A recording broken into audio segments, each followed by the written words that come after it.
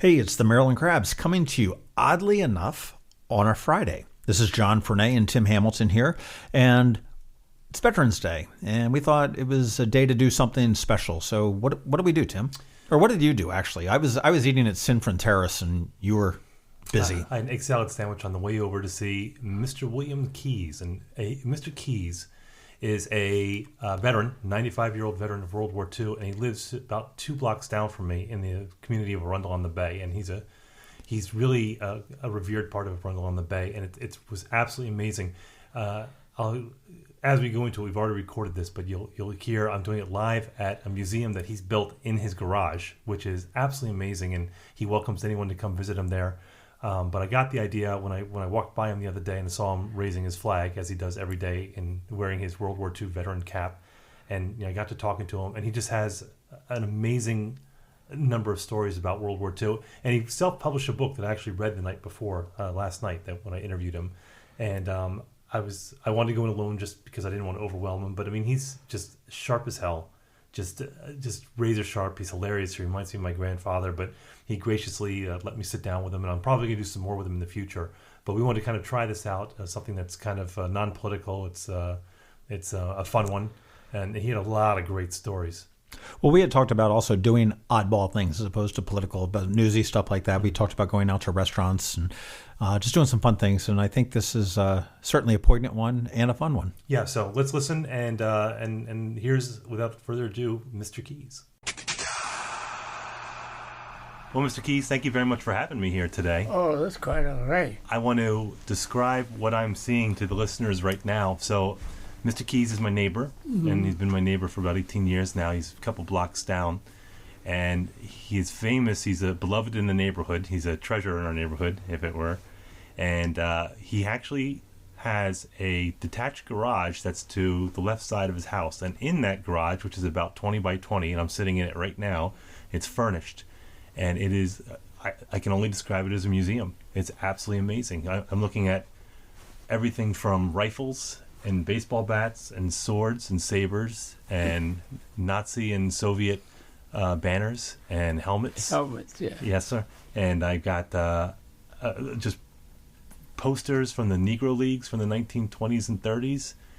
It would take me, I'm going to have pictures on our Facebook page that you all can take a look at, but it would take me days to go through all this and look at everything. This is absolutely staggering. So thanks for having me today. Yeah. Oh, it's quite all right. Some of the hats up on top of there came from boats or ships. They don't like to be called boats. Ships that I arrived in New Orleans in Mardi Gras time, and I went on the ship, and you sell you a hat. USS Niagara, USS Buffalo, USS Norfolk, and all those sort of things. But my collection contains a lot of stuff from baseball down to the end of World War II, even baseball after that. So, Mr. Keyes, he put it's not his memoirs because it's his biography, and he put together a book a few years ago, which I actually read last night. I read the whole thing, and like myself, you're a native Washingtonian. You're from Washington, D.C., right. And you were born, how old are you, Mr. Keyes, if you don't mind saying? 95. 95. Half of it already gone. May, I was 95, so next May I'll be 96. So I'm reading this book here. How to Live to Be 100. That's George Burns' book. That's George Burns, yeah. So, well, I read it, but he's got a little difficulty in doing the same thing that George Burns Well, what are the hints that you have to do? What gets you to 100? I guess just smooth, cool living. Clean living? Clean living. Yeah, and I'm looking at the bottles of booze over there. That stays there. It's all good for my friends. And sometimes I indulge, but not much, no more. And thank God for that. So you were born in Washington, D.C. Yeah, Washington, D.C. And your father owned a billiards hall over there. Yes. And, it's interesting. And a restaurant. And a restaurant. Yeah. My restaurant was with my uncle. And his name was Samuel Keyes. So that restaurant sort of got me in a lot of trouble because I met so many different people You know, Ella Fitzgerald, I used to go around with Did you her. really? Yeah, so I was going around with Ella Fitzgerald a lot. She's a year old now. She was born 1920, I think, yeah. And you were 1921. 1920. Look at that math I did right there. Yeah, it's real great. That's So- 1 year's difference, right? So I was reading your book. It was interesting to me because, as a white guy reading this, your book is really context. There's a lot of racial things that when you look at history, so I have the luxury I don't have to think about it. But your life was really through that racial filter. That, for example, I was looking at you had a home there, and you talked about in the 1920s how you had an electric refrigerator. Yeah. Which was, you said at the time, was very, very odd. And your father had a car. And you Yeah. had, so you lived a middle class life that was really good back then, not just for a black family, but for a white family too. I think you're right. Well, one thing about it, my father had this business. My uncle was father was on the police force for a while because my grandfather was on the police force in Washington, D.C. Right. And my mother worked at the Bureau of Engraving from 1916 on up to I guess it was 54. Wow. Yeah, she worked a long time in the Bureau of Engraving in printing right down in Washington. So I guess I was more fortunate than a lot of black people and a few whites. You're right. Yeah, but it was interesting. It's in reading the book that and like I said, most your experiences were in the context of being African American in white society during Jim Crow and during segregation. But it was interesting, kids being kids. You were talking about at one point, in the alleys and stuff, you were playing with the white kids from the neighborhood. Oh, yeah. Because it was just... Well, we were backed up from my house on, behind my house on were whites.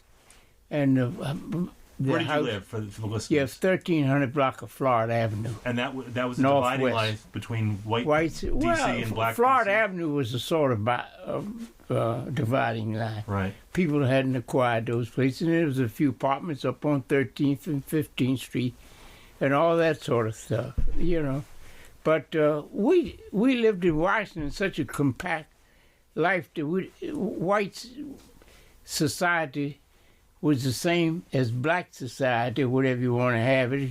I lived on a block with a black fireman and a black police, a black pharmacist, and also a white Italian family that just didn't move after we got there for a long while. And the Iceman was an Irish guy? Yes, yeah.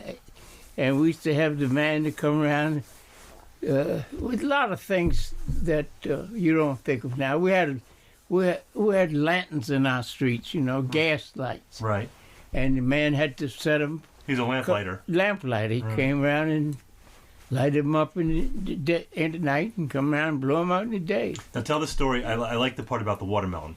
Well, I don't like to give. But watermelon was... You don't like to. You wrote it. Yeah, right. Well, my father had a curious thing when he came from work. He usually wanted a drink or so, And he was on a lot of tension. And especially on the police force because they were so nasty. And he had to put up with all of it, So he would indulge in a little alcohol. And my mother would raise Cain about it, so he had found a way to do it. In the summer, when the watermelon man came around, he always had a half a pint in the split part. Because the first thing he'd do, he'd walk out to the truck, and say, "Give me the best one you got." Best watermelon. Yes, the watermelon. So he would cut a plug. He would plug. So it was 10 cents for a watermelon, if I remember. Yeah, and 25 cents if you had a bottle. If you had a bottle in it. Yeah. So the watermelon man was smuggling booze into your old man's house. Yeah, well, at that time it wasn't no, it was homemade stuff. I think, yeah, before. This is during the Prohibition. Prohibition, maybe. Okay. Yeah, right, yeah. Of course, I do remember that, Of course, my father died at 53, and my mother died at 92. Wow. Yeah. I had an aunt lived to be 100, and one lived to be 102. Mm-hmm. And it's all with the good faculty, So you came from a really good family. Yeah. I get from reading your book, you had a really good family, and you had a great family structure. Yeah, well, I tell people about the eating stuff. I remember that we had for lunch. I'd have a bologna sandwich and a jelly sandwich, and it's Together? Bologna and jelly? A jelly sandwich and a yeah. You were just freaking out. yeah. There. And my mother used to make jelly, and all the people on the block would make jelly out of berries and apples and everything else you could find to make jelly. But that was the only thing. And if you had cheese, it had to be sliced off a bulk of cheese, because they didn't have no such thing as sandwiches made out of chipped beef or whatever you use on a sandwich, bologna. Cold no cuts. Such thing as bologna. The cold cuts was that. Once on Monday, if you had a baked chicken, you could have big chicken enough, and not with some left over, they'd make a chicken sandwich. But that was rare, because most of the time, I had the wing of a chicken all the time. I remember that my other brothers said they had a wing, and my mother and them, it was divided up equally to the part that people could eat, So you were raised Catholic. Yeah. And then you ended up going to Catholic school down in New Orleans, Yes. Xavier, yes? Yeah, right. I went down there because I got sent down there. My mother. You got sent down. Yeah, right. My Were you mother. a Hellraiser? Huh? Were you a Hellraiser? Oh, yeah. Well, I was about, 16, 17. I was over at my father's restaurant half the time, and they couldn't keep me away from there because I liked to do anything, run errands and all that sort. She thought I was getting too hot. Christina Banks had a course of girls that used to perform at the Howard Theater about every fourth week in the month. And the Howard Theater was really big back then. Oh, it was big. And these girls were all from 15 to 16, 17, 18 years old because they're dancing like the devil. You couldn't dance like those dancers did in that days being heavy and fat. So they kept them young all the time. And it worried my mother to death what I was doing. And they had pot sessions across the street, but they didn't smoke pot like you do now. They should put it in a bowl and you sit around in the straws and suck out the straw. Oh, it's like a hookah, right? Yeah. That was the way it was in that legal? 1936. I don't know whether it was legal. It was legal in Washington, D.C. because nobody No one bothered you. cared. Yeah, the police knew everybody on the block. And sometimes you had a few black policemen around the block because my father was. I became a black officer in the same police force. Oh, did you? Yeah, right. And of course, I didn't like it too much, but my mother didn't like it at all. See? Why? Well, because she figured I'd be doing the same thing my father would do: come home for work and drink a lot. Yeah. So I got used to not doing that. So. Yeah, but when I ended up in New Orleans, I stayed down there for a time. Yeah, when you want to keep a kid out of trouble, you send him to New Orleans. Yeah, of all places. But I turned the whole place around. The Sisters of the Blessed Sacrament were a group of good, fine sisters. I had the nuns growing up, Yeah, I'm Irish Catholic, so I had the nuns growing up. Oh, yeah, too, right. So I don't think they were as severe as back Mother then. Catherine Drexel was the sponsor of the whole Xavier. And she wanted to develop priests and nuns to go out amongst the Indians and the black people all over the United States. Who's the meanest nun you ever had? Everyone knows the meanest nun. Well, Mine was Sister Catherine Ann. Sister Mary Catherine. Yeah. Yeah, she used to whip. She'd whip you. She'd take a ruler, hand your hands out, and hit you on the hand. Now, nothing harder than somebody hitting you on the hands with her. Our nuns didn't hit us, but Yeah. Sister Catherine was mean. She used to hit us on the head. Well, we were old enough not to. It wasn't, I was in high school, I finished high school there last season. But, I mean, they were good people. They were good nuns. And they always looked out for you. Come back 2 or 3 years, and how you doing, and all that, And she was always behind me all the time. Because everybody knew me. I was in the plays at the school. There was quite a big audience down there for plays from high school, especially Xavier Prep, which was supposed to have been an outstanding school. That was one of 3 of the top schools. McDonald's, 35, I think it was, and it was another Presbyterian school. I forget the name of it. But anyhow, Xavier Prep. And then there was the regular, McDonald 35 was a regular high school there. But I learned my lesson down there, and I was very good.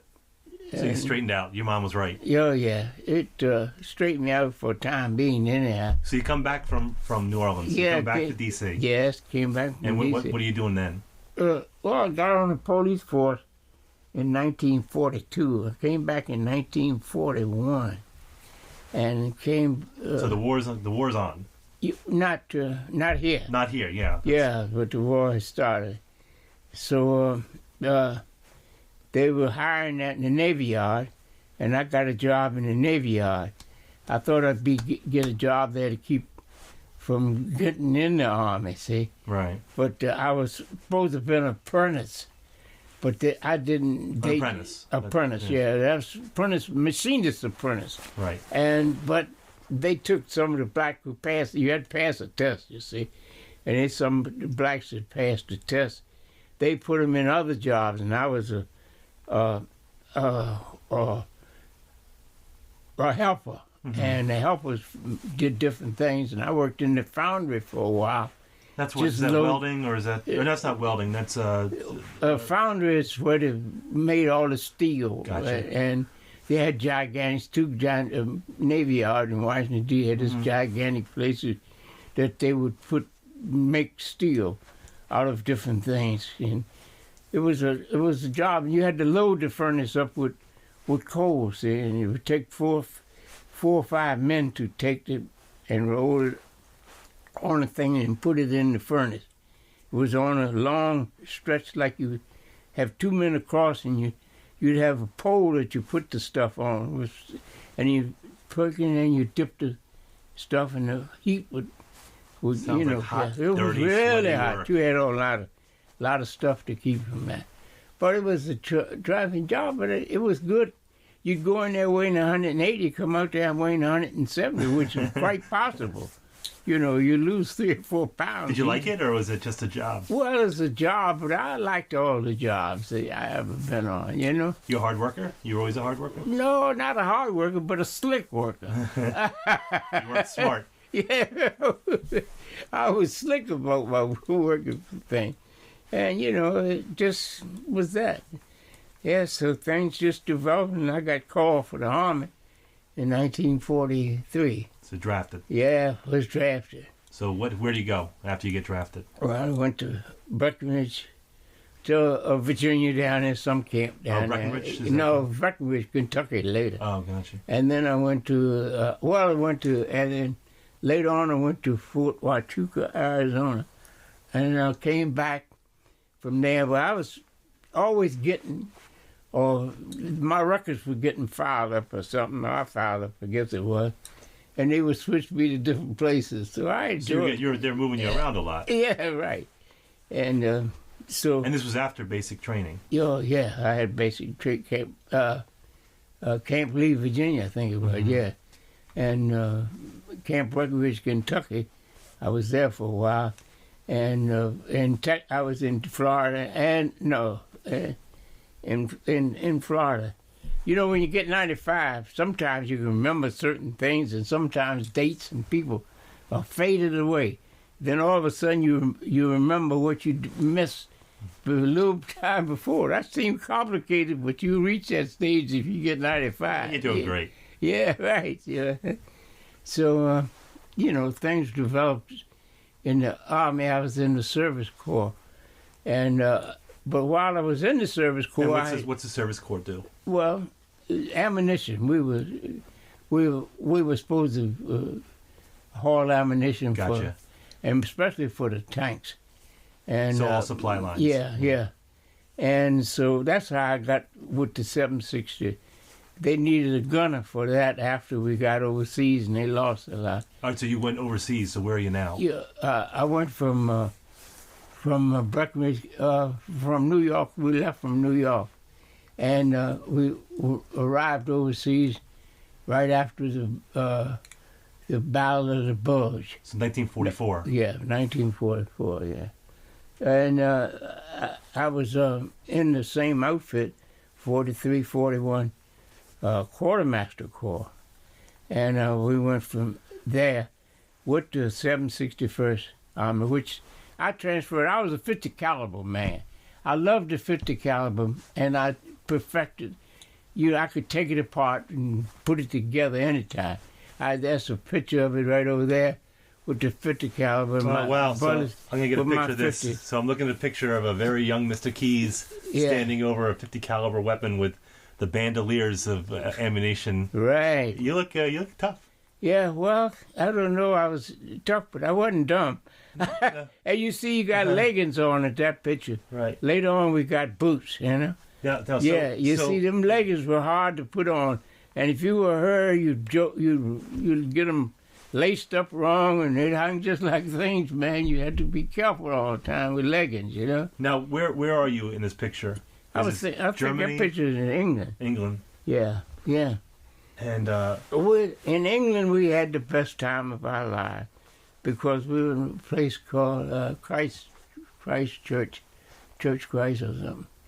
And it was down in southern England. And the people were so nice. They'd invite you over and they'd have dances for us. And we never seen black guys and never seen white girls dancing or white girls coming to escort you to dances. Oh, let's talk about that for a second. Yeah, so this is where, if I have any other veteran right now, we're talking about the experience in the Army. But we got to talk about what it means to be black and being in the Army in the 1940s and World War II. Well, what was your experience that was different? Well, in Breckenridge, Kentucky, and in Texas, a lot of times, we had 3 or 4 light guys, white guys, black guys who look white in my outfit. And they would do all the dirty work, like going to the stores that you weren't welcome. So they could pass. Yeah, so they could pass. So they were getting One of my best friends was Bill Lancaster from Washington, D.C. We went in at the same time and got pictures all around here of him. And we celebrated. We went in the same time. We went overseas. The only trouble, Bill's father died while he was, just as the war was over. Mm-hmm. So he got to go home instead of going to the Pacific like I did. But getting back to life in England, it was beautiful. I mean, the people just treated you so nice. And sometimes you'd get little extra things by bargaining things or saving things or talking to the chef or the sergeant in charge of the food to get a few things to take to friends. And you made friends like that. Why do you think they were so nice? Do you think it was it just because... In the first place, they'd never seen a whole lot of black people, you see. No. Despite the fact that the people told everybody we had tails, you know. That was a thing that people really were serious about because the people came over at first and set a trap for us by saying that, you know, we were just like monkeys and we had tails. And so we didn't have no such thing as tails. Like, I had a tail, but it wasn't that kind of tail. But that's what they said. They said, "Oh, where's your tail?" And I tried to. Well, I couldn't get it all the way around there, but I said, "My tail's on the front." Right. Making friends as you go. Oh yeah, you have to change, you adapt to the society that you're in. You have to adapt to that. You know that. So everything was just rosy there. And even when we got to Germany, it was much better, you know, and treated you better. Better than the United States? Oh, my God, yes. Wow. Yes. I mean, Jesus, when you had to come back here and go through the stuff, extra places and all that. Jackie Robinson himself was in 761st. He never got overseas because they court-martialed him twice. Mm-hmm. And once before just going, he was an officer. And he wanted to respect other officers had. Well, you're a white officer, and he went in white places and they arrested him and court-martialed him. But they tried to, but it didn't stick. It didn't stick. They were better to let him go than raise all this. He wasn't a famous baseball player at that time. He was just a football player from California. Yes, I think that's the way it was. But I never knew him. I never saw him. But we had a lot of other people in there. But the treatment was just so superb, and people didn't take advantage of it. The soldiers didn't take advantage of it, you know. Was it eye-opening for you? Oh. I mean, was it like if you all of a sudden look and say, "This"? You didn't know how you're being treated in the United States until. Look. Let me say this, and I'll be truthful with you. We had some of the best people in the world were from Washington D.C. Some of the best looking girls and all that went to Dunbar High School in Washington.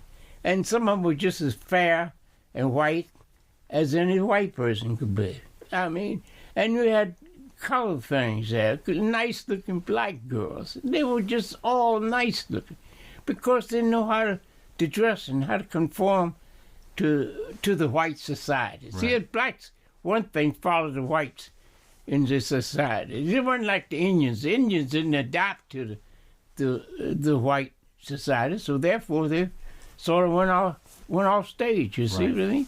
And it's a shame to say that. And that's the people that I agonize more over the Indians and their past history than I do over some of us who still had chances in the North, but not in the South. Yeah. But getting back to our trip over from there to Czechoslovakia in 182 days was on the line. So you're in Germany and now you're in Czechoslovakia. Well, we had ended up there. Right. So, but before that, on our way there, we had to get food and stuff because we had trucks on top of trucks with ammunition and treads for the stuff for the tanks and all that sort of stuff. You understand? And so therefore, we went into places in some towns and went into bakeries and took what we wanted, and they were willing to give it to us just so we didn't destroy that place.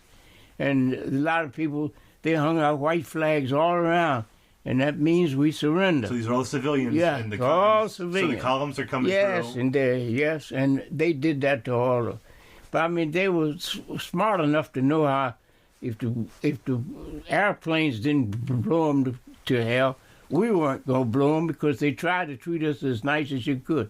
And then, I remember one or two instances where little boys one time directed some of our guys who got shot and were all in a field, and they were scared to go across the field because it was mine, And the boys showed them how to get across the field. So the local boys were guiding you through the minefields. Right. So all kind of incidents had come up to my mind. I'm rushing through this thing so fast, but little small things that I perceived. And I had a way of the guys always followed me. A lot of them did. Well, in my outfit. What's your rank, by the way, at this point? Well, sergeant. Sergeant. Yeah, I never got above. In fact, I had so many defaults that I had zippers on my signals, on my stripes. Didn't sew them on. Well, because I had one guy, colonel, who was in the head of one outfit. He said, "Well, what has Bill Keyes done now? What has Sergeant Keyes done now?" That's what his famous saying was. What has Sergeant Keyes done now? So the guys, but the guys are following you. Then I became corporal. I was a corporal for a long time after that. But I did everything else to sergeants as much as the lieutenants did. Mm-hmm. You know what I mean? Because I said, look, guys, just don't be too much of a hero here now. Because, you got to go back to the States and see your family.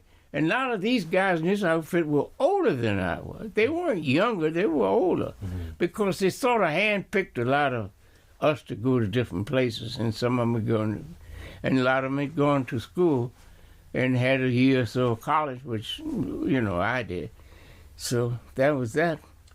So we're in Czechoslovakia now. Well, we didn't stay there that long. We just stayed there long enough to take, and we got trucks came up to pick us up, and we left the tanks there. And from there we went back a long way to Marseille, France. But in between the time we stopped and we stayed in Butzbach in Germany for quite a while. as we were regrouping and getting our stuff, supplies together. That's quite a long distance. And what's happening in the war at this point? Yeah, well, the war was over May the 7th, I think it was, yeah. So we went back to different towns altogether to regroup. So that's where I met my wife. Let's back up for a second before we talk about your wife. I'm looking right now, right on my right-hand side. I see, and again for the people at home, there are a lot of they're like collages. They're like posters that are about 24 by 18. Yeah. And they have pictures and they have dates and they have labels on them. And I'm looking at one right now that is Dachau concentration camp, and I'm seeing the prisoners of Dachau in 1945, and I'm seeing the Jewish. Mm-hmm. The Jewish prisoners in striped uniforms, prison uniforms, and then I'm seeing pictures of looks like you with it's a few black soldiers with some white soldiers. Yeah, right. And you're at the concentration camp, and you've got you're sitting on the tank. It looks like and you've got the Nazi flag. So you were there at Dachau? Well, yeah, but we didn't know what. I wasn't at Dachau. No, mm-hmm. I was at the one up there at the top. Which is the name of it? It slips my mind. I see Dachau. No, not Dachau. Auschwitz? No. Up at the top there, the big picture. This one here? Yeah. Oh, let me get my glasses. Now I keep forgetting that place, and I don't know why I see you. Gotha. Huh? Gotha. No. Gotha? No. It's not that. It's General Patton. Yeah, all the generals are right there. I'll think of it. Gee, McCracken, I can't think of the name of the place. Ordorf. That's where we were. We saw all these bodies laying out there, and we said, "My God, look at them!" But once we just noticed there wasn't no wounds on none of them, And I said they must have died of starvation because a lot of them were just thin as rails. So what is that? I mean, you read about it and you see the movie. What is that when you roll up and you see all these civilian bodies and what comes over you? Yeah, well, you just it's astonishing. You just go numb almost, And it looks almost like firewood, And it's a hell of a feeling. But we didn't know nothing. We didn't know.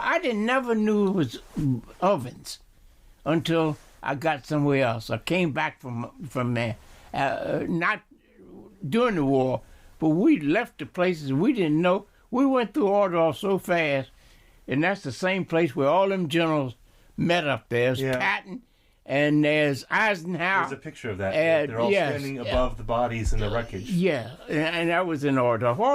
All we did was go through and tear the tanks down. People were following us, asking for food or certain things, like you have this, and try to trade off some food that they had, Right. And hot food too, but some of them you were scared. They would tell you not to take the food because it could be poison. They would poison you. So oftentimes I always found that some of the best times of your life comes at a time that at the time wasn't pleasant, but you look back at it. Even like you take great pride in your military career, as you should, but at the time, were you scared all the time? Were you frightened, or were you just locked in? Well, I was scared. I was frightened and mad at times, especially when you saw other guys who was there burning tank or truck in our group, and we lost a few people at different times, and you just can't stand it. You numbify. And at that time, I never drank or anything. But I couldn't drink beer. I thought beer was the most horrible thing in my life. Till all of a sudden, we got beer and wine. And we used to feel, one guy had so much stuff in there, he couldn't get ammunition in the tank. He had so many bottles of wine one time in the tank. And so I think he got... See, our tanks were separated. And the outfit I was 4 or 5 tanks and 15 trucks almost with stuff going for that. But you got separated so much because they used the hell out of it. They didn't want to make us, even though Patton wanted us over there and told us to kill those Huns and all that kind of stuff. He was lucky. Yeah, he was lucky to. He didn't want us really there until we got there, And then he needed us so bad. You see what I Are you mean? talking about the black company? Yeah, well, black troopers, yeah. Well, black, tankers, Right. Yeah, he didn't want. What was your relationship with the white troops that were over there, white soldiers? They was always good. Mm-hmm. Never had too much problem, because we were always in the lead or something, And I don't see where we had that much problem with it. A lot of them changed after you get over there. But they didn't dare slip or nothing like that. I had a 45 caliber. I had a Colt 45 that I got. Somebody died. I got it. But I kept that on me all the time. When you have that in a carbine, you don't have too much trouble with people calling you. Respect. They didn't call you nigger or blackie or Sammy or Willie or all that bullshit. Bull stuff. I'm sorry to say that in your eye. But say whatever you want. You got a lot of respect for you when you got a gun. You know what I mean? And a lot of them is just in the same predicament. Whites were in the same predicament we were. All they thought about was getting back home. But I guess a lot of them thought about killing. But I mean, my mind never was on killing people.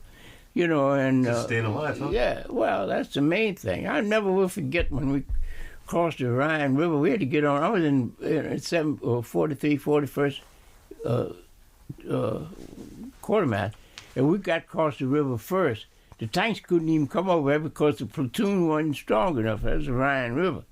And then finally they built these platoons much stronger. The engineers came up and made them, enforced them. And we were on the other side of the river. And here comes a bunch of white soldiers across the river, an infantry company. And they were in trucks. And the trucks would turn around and go back and forth. And they were shouting at people and knocking people off. Some of the people on the other side of the Rhine was trying to get across the river, get back home, because they thought the river would separate them from the war. Gotcha. So they went on the other side, see. And then they saw that people weren't raping and killing them, because we had all kind of stuff about rape, And of course, it wasn't rape then, but none of it.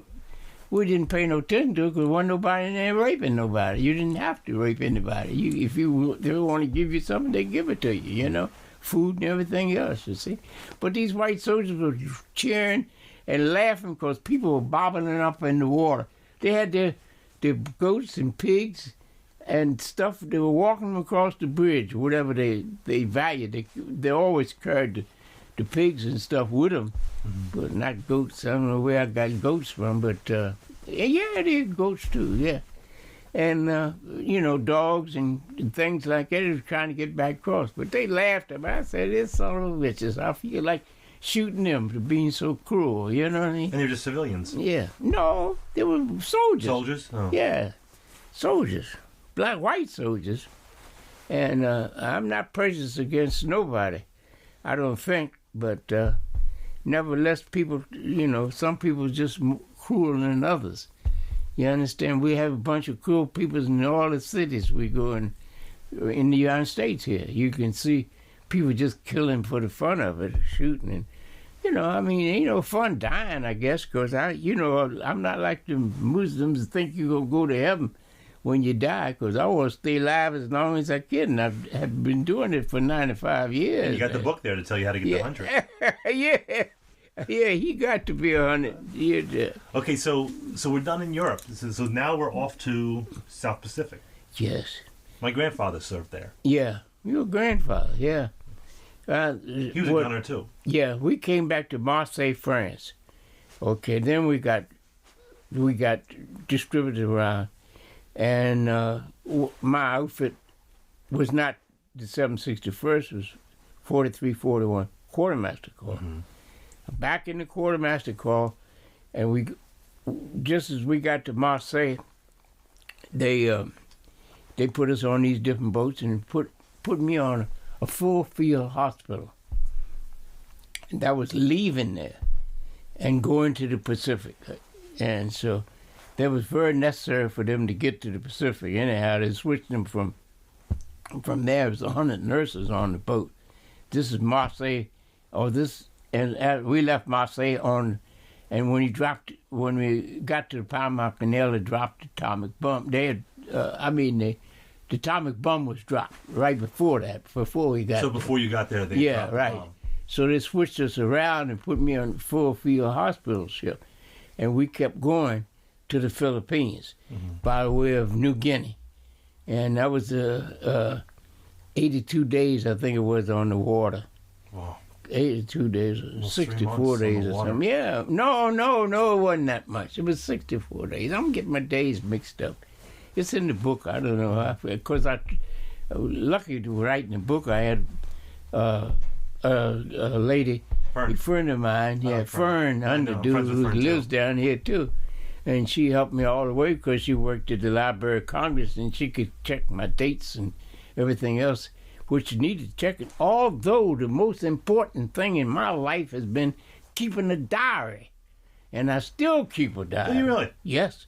I got try a to diary. do that, but I just... But I got diary with everything that happened important. And I've gotten the same diary every year. Oh, there he goes. Yeah. I'm just picking up. I'll just one wait of here them. then. Let me see. This is 2012. I got them way go back. I got them all stacked. And this diary here has pictures Oh, look of at that. things that happened. Wow. Actually, You know see? what? I'm And not even see? being condescending. That's You so see? what I'm looking at is Mr. Keys. Yeah. He's got a diary with calendars and stuff, and he's got newspapers clippings and pictures. Like there's the Obamas. Plenty of room, yeah. Holy God! This is yeah. that's like a part-time job right there. Yeah, yeah. Well, every folks, day this is- you got to write in your Wow, diary. that is amazing. You see, and I put a You got few. pictures? Oh, Yeah, because you're an artist. Yeah, well, I draw a few pictures, to That is so cool. You know, Yeah. what, hold on, let me get a picture of that. Yeah. I'll get that before I leave here. But yeah. I got. Well, It's hard to describe. yeah, of course, one thing about these diaries here, my wife broke all my codes that I had for different adventures that I tried. Oh, we skipped over that. Let's go back. I put you off. So let's talk about you met your wife in Germany. Yeah, All right. So let's go back to that. Yeah, I met my wife in Germany. She wasn't my wife then. And, well, I have to go forward because I got to get you in the Philippines. All right, let's go back to Where the I found, Philippines. yeah. Well, go back to the Philippines, and I stayed in the Philippines for about 2 months. And an discouraging thing is we had members of the clergy from different places, blacks, that came over there to pacify us and make us feel that when getting back down, be nice, don't go. In other words, to put the Lord first, and your ability to earn a living, and to know how to treat people second and third. You understand? So they're So they sending were over sent to up- different denominations. Yeah. So I got up one time because this clergy from one of the big churches, black churches, came up, and it was so much. I said, "Damn this bullshit!" I went up and got ready and walked out, and about 4 or 5 guys walked out with me. So the police came up there. I mean, the MP chief and all them said, "You got to go back. You got to go back." I said, "I ain't going nowhere." So I ain't listening to that stuff. You understand? Demoted again. So you're an attitude case. Yeah. Let me ask you this out of curiosity, though.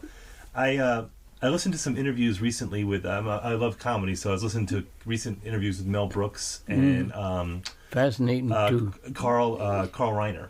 Yeah. And they both served in World War II, and they're Jewish, but they're also atheists. They don't believe, and they said about the war, they said they never looked to God. They said I came out of the war just confirming that I didn't have a relationship with God, which has surprised me. But you said they're Jewish, but they're not religious. Yes, sir.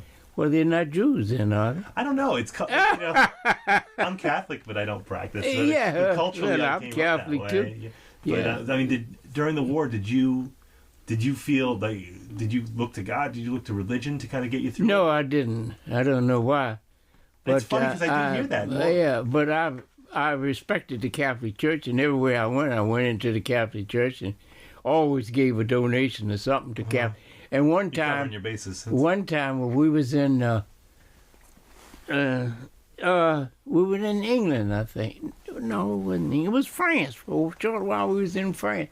We were bivouac right next to a convent, and it was a church, a convent, and everything else. And I took bread over there to the nuns who hadn't had. This was in France, so who hadn't had fresh made bread, because when we got together was a bakery there that did nothing but bake stuff for the troops, and it was everything that you could think of. It was a resource place, where you got everything. So we were into things like that, you see. It's just like guns and stuff. We had our pick of any type of guns. But the whole point was getting them back home, see? And, things like that. Because I remember one time when they told the people in Germany to give up guns, man, the place was full of guns.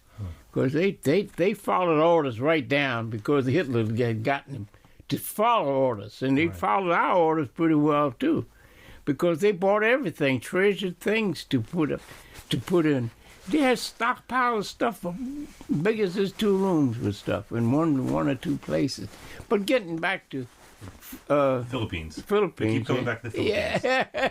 Well, the Philippines was. So you were demoted. Yeah, I was demoted there. So it didn't make any difference. I had a tent full of stuff, and I had my own tent because, so it was. I had boxes and boxes and big boxes of cigarettes and food and everything like that. And I had a little Filipino guy that used to watch it for me all the time when I went out, because he was stealing, I guess. Everybody was stealing there. And, it wasn't nothing to steal for, but the only thing you could do was get a few things to take into Manila, and trade it off for something, whatever they got good or whatever was on the line that you wanted to get, you see. But that was the whole time I was there. I had a privilege there. It was a heck of a privilege.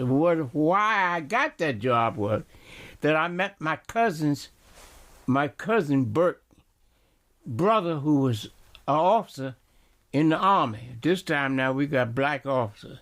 We got black officers in our outfit. So he gave me this job of watching that place there. And I used to watch it. And he used to have the generals and the lieutenants and colonels and everything else. And they had a big place where they set up and they have all kind of things, suit and everything. This is in Manila.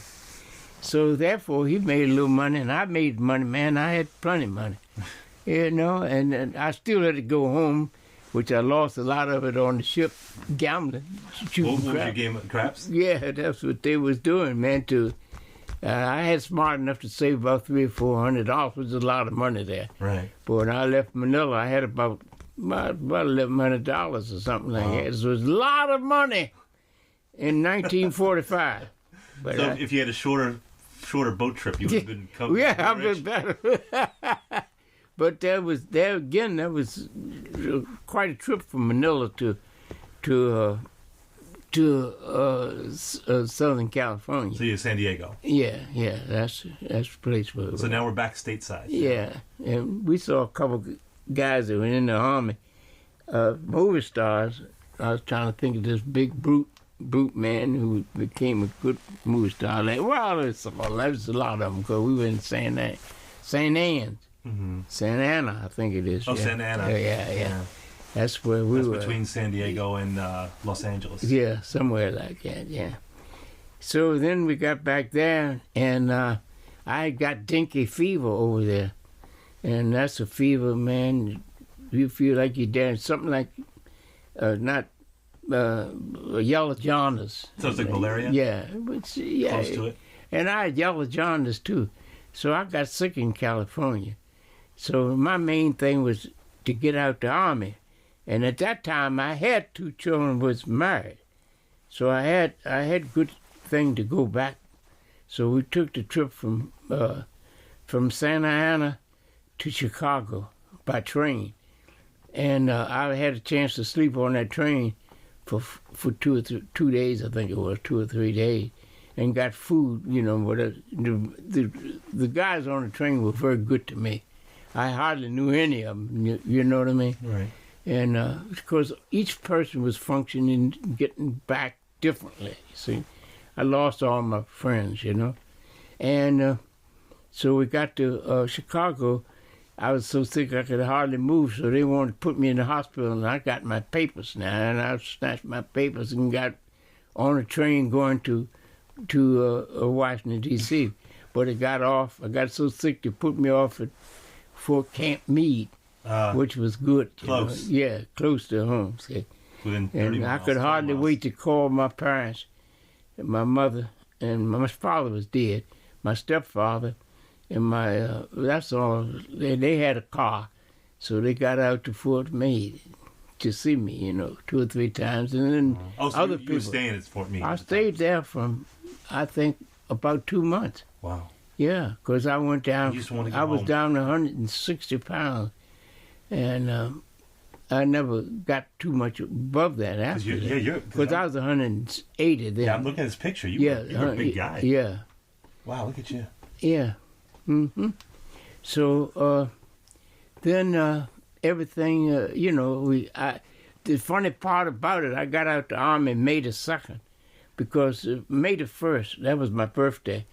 And the day, if you went out in May and April, you got paid, you didn't get paid for that. I found out you could get paid the whole month if you stayed in one day. Gotcha. So I stayed in there. I got AWOL, the first time I was AWOL in the history of the place.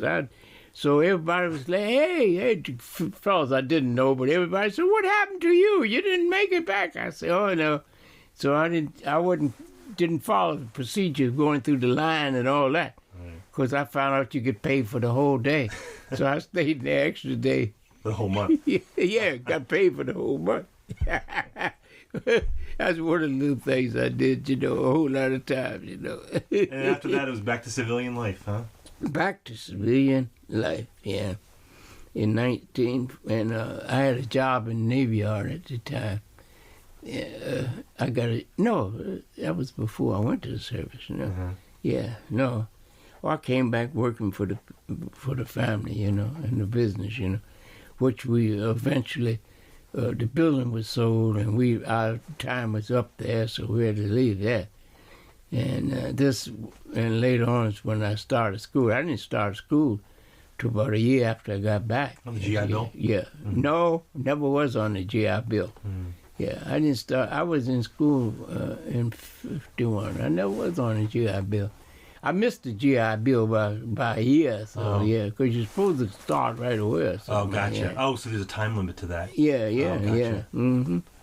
But so did you keep up with all your brothers in arms from the Army? Did you keep No, only 2. it's easy Lancaster, the ones with the picture over there, and Lancaster was just died a year ago. Really? And Flournoy Cole just died 6 months ago. Wow. Yeah, You guys I know him got for a the long letters time. here from him. Yeah, there's only 500,000 World War II vets that are still alive. Oh, there you go again. No, I'm not going too there you far. I'm just going here to get you to the last thing I was at. This is the 75th tank attack. This is the 47th annual reunion, and it was in Detroit, Michigan. That's not the last one. And this is September 1st, 1999. This is Oklahoma City. Yeah. Here's the New York chapter. William McBurney, all these guys are now dead. William S. Keyes right there. You see? And here's the 761st here. And this, you'll see I took this one other than taking anything else because, we never got, see? But William S. Keyes, even pronounce and spell my name right. So you the last? I don't know if I'm the last. It must be some left. No, but for World War II, yeah, but I mean from the guys you kept up with. Oh, my guys, I kept up with y'all. Oh, yeah. And one of them was older than me. Lancaster was older than I. But he was the only one. Cole was a year younger. But not even a year, I don't think. But What did your service mean to you? How did it change your life? Obviously, it means a great deal to you. I'm looking around this room, and it's well, overwhelming. I am a historian. I love history, and I try to keep up with that. That's the only way to change my life. I do cartoons all the time and things like that, you know, this kind of stuff now. And it's not a day go by I don't do some types of things like this, you know. And you teach art at South River High School. Yeah. I'm substitute art, you know, pictures like this, you know, just crazy stuff, you know. That's fantastic. Yeah.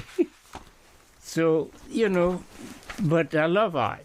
And I have had 3 art shows, 2 at 49 West and one with women's place. And they had braziers hanging all around there with my artwork all between. Your eyes just lit up. It was very joyful, very joyful thing. But I advise everybody to keep a diary. And keep a diary, I mean, and keep up with facts. I think these books are probably none of the wording in there is worth anything. But the time element might be right. You know? I'm gonna have to. Yeah, this is pictures of this. So folks can see this on their Facebook pages. Yeah, this was 19. This was 12. See, there's a which come with our president now. That was. And I have to point out that we're recording this on November 8th, so this is the election. Yeah, so election day. Election day. Yeah, right. And so it's a big. I just have I have my little I voted sticker on. You already voted. Yeah.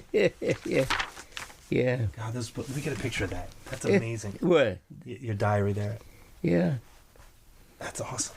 Well, Mr. Keys, you have a lot to be proud of. I am absolutely impressed by all this. And it's very generous of you to open this up because you have a little ledger over there where people sign in when they come and visit. Yeah. And it's like I said, it would take me days to go through every picture and every collage. And but here's my fault. Here's my problem. I got to find a place to put this. Oh. Now you can't tell me about the museums because I put a lot of into the Anacostia Museum. Mm-hmm. And some of it was taken and some of it wasn't. And the big museums have all this. Right. And I did all this framing and putting together stuff myself, and it's not done on a museum type of thing, other than the fact that I can fold up some of these things back here. And, you know, and a lot of the I've never talked about the Buffalo Soldiers. That's another thing. Am I still on? You still on? Well, look, the Buffalo Soldiers was an outfit that I was a charter member. Right there, look up on top of there. As a charter member of the Buffalo Soldiers. And they did so much, and I read so much about them, but I heard that they were different places. And so I got a bunch of guys. One guy was from my outfit over in Baltimore. And he told me, come on over here and join. So at that time, it didn't have a Buffalo Soldier in Washington, or they had it, and I didn't know about it. And I knew some of the guys in the Buffalo Soldiers, but they weren't friends of mine enough to tell me about it. But I joined it as a starter in that chapter, Baltimore. Now, the Buffalo Soldiers had more to do than anything else in the world. I mean, they caught hell. I'm going to tell you, little small incidents. They had the worst horses. They had old horses to start off with because it was the cavalry. There was the 9th and the 10th Cavalry from the 24th Division. And they had guns. They started off with single-shot guns like that. That's the shot. That's the single-shot. We're looking at the guns that are hanging here on your wall. And that gun, when you load that gun and shoot it, the Indians could shoot 4 arrows at you before you could get off one shot from that, you see. So later on, we gave them better guns. And when they were all out west, they went down west. Well, it started off down in Texas, but the Texas Rangers gave them so much hell because it was after the war was over, but they still ran the place. Right. Texas Rangers ran the whole southern part of the United States, you know. And it was just like the Ku Klux Klan almost, as far as black people were concerned. So that was that. So they move out Fort Huachuca, Arizona, and different places, and different places out west where they were fighting Indians. And Indians wonder why in the hell they were fighting them, because they caught more hell than the Indians did a lot of times, you know. Yeah, we lived out in New Mexico for years, my wife and I, and it was the reservations around there were dismal. Yeah, it's pitiful the way that people have treated the Indians, you know. Yeah, we don't have them on the East Coast. It's not till you go out west you see the way they live. It's awful. I mean, it was their land, and they just got treated. But I was reading another book the other night, and it's just terrible the way they made up their mind to kill. It was fun. It got to be crazy out there. That's why bloodthirsty people are horrible people. You know, just like the Germans. How in the hell could they do the things they did to educated group of people like that? A lot of things. You know. This is what worries me about this election coming up tomorrow. If Trump gets in there, it would be horrible. But a lot of people idolize him because he's rich and does what he wants, and he's going to change everything. How in the hell are you going to change things? Obama has done a fine job on a lot of instances, but he made a big mistake in not getting rid of the crime in the cities, or trying to get rid of it, because some of the people in the cities can't live. I mean, the middle class and the poor class cannot function well because they're being killed off, or the children are full of dope, and all that sort of stuff. And I think more attention should have been paid to doing something about that. Don't say you just educate them. You can educate them all you want to, but if they don't have the money to do something, and their mothers send them out, and they don't approve of it, but they have to, because that's their living, see? That son may go out there and rob people or sell dopes and drugs, and he's going to take care of his mother. And no father around, probably, in a lot of cases. Now, I'm just overestimating the whole thing, but this is the way I feel. You understand? You've seen it all happen before. Huh? You've seen it all happen over time before. Well, you don't see it if you're not into it. You know, it's just like here. People living down in Roanoke Bay don't know the problems of black people in Annapolis. If you're not there. Yes. And I'm in the Alpha Phi Alpha. I've been in Alpha Phi Alpha, and we do a lot. The guys in my chapter do it's a the largest lot. black fraternity in the country. And to try to mold the children to think more of great things to be done, education and things like that, than they do of just having a gun and running around holding up people till eventually you're going to get killed yourself doing the same thing. Well, this airs on Friday, which is, we're recording this on Tuesday. It's going to be on Veterans Day, so the people who are listening now know what happened tonight. So you and I are on needles and pins wondering where we're going to end up tonight. Yeah, right. We just voted. But we're out of time, Mr. Keys, and I just want to say I want to thank you sincerely for sharing your story. And are people allowed to come by if they want to come take a look? Oh, I want them to come by. All right. So I want them to come by. Send us I got to find a place to put some of this. Send me an email at info@themarylandcrabs.com, and if you're interested in visiting Mr. Keys' spectacular memorial here, and I'll direct you. But Mr. Keys, thank you so much for having me and sharing your story. Right. And on behalf of everybody, I want to thank you for your service on this Veterans Day. So thank you, sir. All right. All right, and that's Mr. William Keys, World War II veteran, 95-year-old guy. His book is a lot racier than the interview we just had because he talks about his sexploits, which was actually hilarious, and he really curbed himself today. But I got to tell you again, the pictures I'm talking about here of his museum and of him, you're going to find them on Facebook. I'm going to put them on the Facebook group and the Facebook page. You can take a look at them. But it is staggering. He's got thousands of collages and pictures. It would take you literally days to go over everything he had in there. It's overwhelming. Just fascinating. Where can we get his book on Amazon? I don't think he can. I think he sells them himself. But like he just said, is that he would love to have people come out. He's a great tour guide. He'll give you the history. But if you want to do that, why don't you contact us at info@marylandcrabs.com. and I can put that together. But he's genuine with that. He'd love to people come out. It's a Rundle on the Bay. I would bring my kids out. My kids went to go see it, and it's just staggering. I mean, just you're looking at grenades and guns and that were captured in the war, Nazi flags, Soviet flags, pictures of Dachau. I mean, and it's something you should see. You really should see this connection. He's a living treasure. He really is. I totally love history in our backyard. It is unbelievable. I talked to a man today who was in the prison camps, in the concentration camps when they liberated the Jews. I mean, and just I'm actually overwhelmed a little bit after talking to him today. I mean that genuinely. I'm not just saying that for effect.